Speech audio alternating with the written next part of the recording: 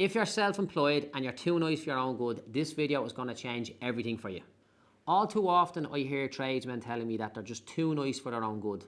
They let clients away without paying for extras. They let the staff walk all over them sometimes. They let the clients walk all over them. Then it gets to the end of the year and they're looking at the results and they're saying, why did I even bother? I would have been better off getting a job somewhere else. If this is you, let me explain to you something. A very small bit of training on how to handle these situations will make that go away. And before I show you how to make that go away, let me just explain to you something. It's one thing being too nice for your own good. Here's a question. What is the opposite to that? The opposite to being too nice for your own good is just not caring one bit about anybody that you encounter. Not caring about your clients, not caring about your staff, not caring about your suppliers. That's the opposite to being too nice for your own good.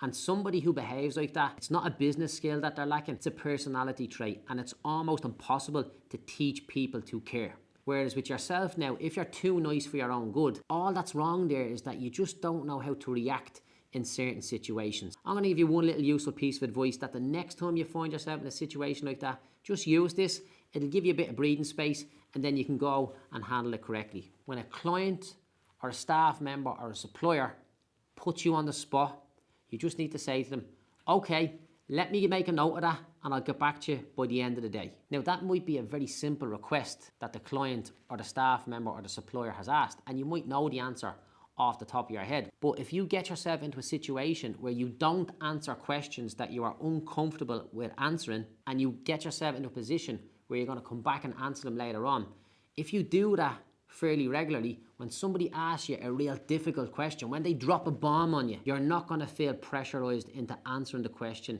there and then. And if you're a little bit introverted and you're not comfortable with conflict or you're not comfortable with stuff like that, if you tell them you're going to think about it and get back to them, you can always send them a text message or a WhatsApp or something like that later on. But trust me when I tell you, you are not too nice for your own good. That is an asset that you have. Most people don't have it. You have it, and you just need a small little tweak that will help you use that to your advantage and put more money on the bottom line at the end of every year.